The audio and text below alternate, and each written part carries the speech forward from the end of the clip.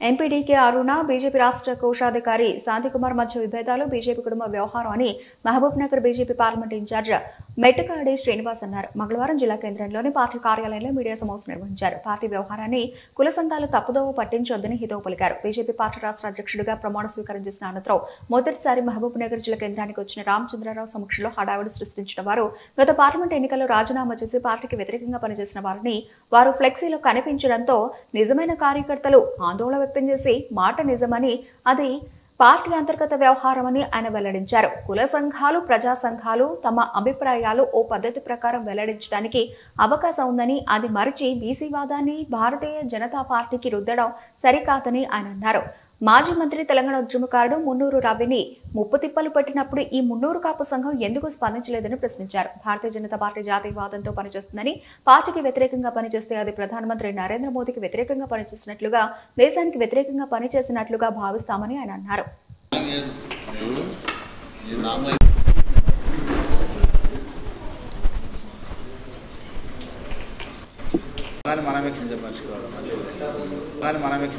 రాష్ట్ర అధ్యక్షుడు రామచంద్రరావు గారు మొదట అధ్యక్షత సీట్ను అధిగమించిన తర్వాత తొలిసారిగా రాష్ట్ర అధ్యక్షుడు మౌనార్కు పర్యటనకు వచ్చాడు. ఈ సందర్భంగా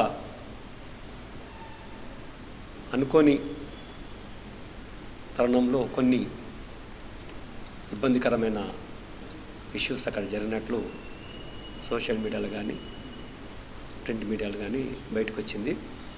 ఇక్కడ తప్పనిసరి పార్టీ బీజేపీ పార్టీ యొక్క లైన్ ఏంది, జరిగిన దాంట్లో పార్టీ యొక్క చర్య ఏముండబోతుంది, తర్వాత ఎవరు ఏ రకంగా దాంట్లో స్పందించాలి, పూర్తి అవగాహన కల్పిస్తే తప్ప ఈ యొక్క విమర్శలకు అడ్డుకట్ట వేయలేమని చెప్పేసి ఉద్దేశంతోనే ఈరోజు ఓబీసీ సెల్ ఆధ్వర్యంలో పార్టీ లైన్ను ఇక్కడ మాట్లాడడానికి కూర్చున్నాం. ముందుగా దయచేసి అన్ని కుల సంఘాలు కానీ బీసీ సంఘాలు కానీ బీజేపీ పార్టీ అనేది జాతీయవాద పార్టీ, దేశ సమైక్యతకు దేశాభివృద్ధి కోసం ఒక ఎజెండాగా ముందుకొస్తున్న పార్టీ, ఖచ్చితంగా క్రమశిక్షణతో సిద్ధాంతపరంగా ముందుకొస్తున్న పార్టీ. దాని పర్యవసానమే ఈరోజు మూడవసారి కూడా, అంటే మోదీ గారి హయాంలో మూడవసారి కూడా మళ్ళా దేశంలో మళ్ళీ బీజేపీ పాలనలో ప్రభుత్వం ఏర్పాటు చేసుకుంది.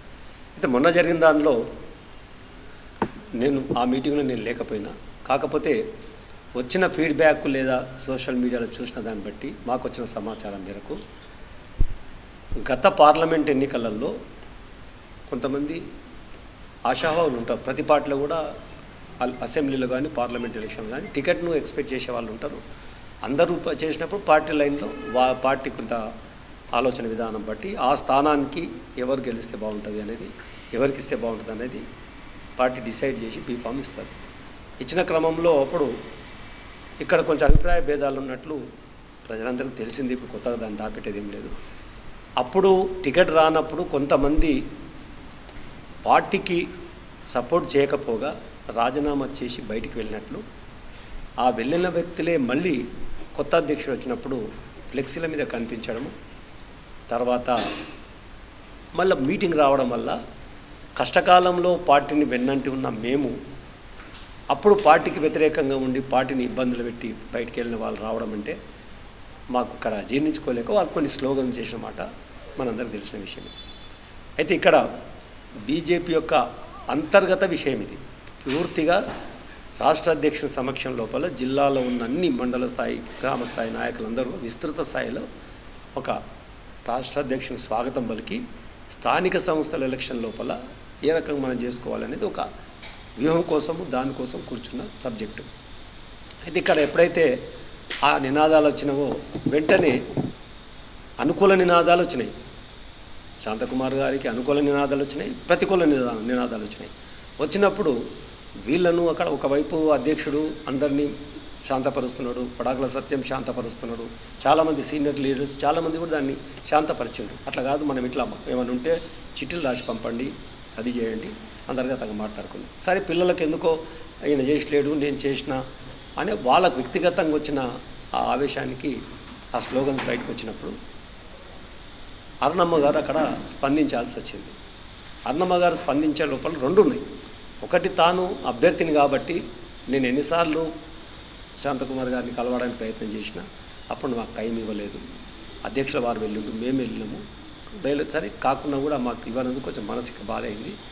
అయినాక కూడా సరే ప్రయత్నం చేయడం అనేది అందరూ చేసుకోవచ్చు, కాకపోతే ఒక్కరికే వస్తుంది కాబట్టి చేసినప్పుడు మిగతా పార్టీలో ఏముంటుందో కానీ బీజేపీ పార్టీలో మాత్రం తప్పనిసరి ఒక టికెట్ ఒకసారి అనౌన్స్ అయిందంటే వచ్చిన అన్ని విషయాలు కూడా అన్ని విభేదాలు కూడా టీ కప్పులో తుఫాన్ దాకా అన్నీ మర్చిపోయి వెంటనే అందరు కలిసి అభ్యర్థిని నిలబడ్డ అభ్యర్థిని సపోర్ట్ చేసే సాంప్రదాయం ఉన్న పార్టీ. అదే అంశాన్ని పునరుద్ఘాటిస్తూ అరుణమ్మ గారు ఏమన్నారంటే జరిగిన కొన్ని ఇట్లా ఉన్నాయి కాబట్టి మీ దృష్టికి తీసుకొస్తున్నా, ఈ అల్లరి కారణం ఇంతే, అప్పుడు చేయని వాళ్ళు ఇప్పుడు వచ్చినందుకు కార్యకర్తల ఆందోళన స్టార్ట్ అయింది కాబట్టి దీని మీద మీరు ఒక విస్తారమైన చర్య చేపట్టాలి, ఎంక్వైరీ చేయాలి, చేసి మీరు తప్పనిసరి యాక్షన్ తీసుకోవాలి. రెండవది ఎవరైనా అట్లా పార్టీని వ్యతిరేకం చేసిన వాళ్ళు ఉంటే కూడా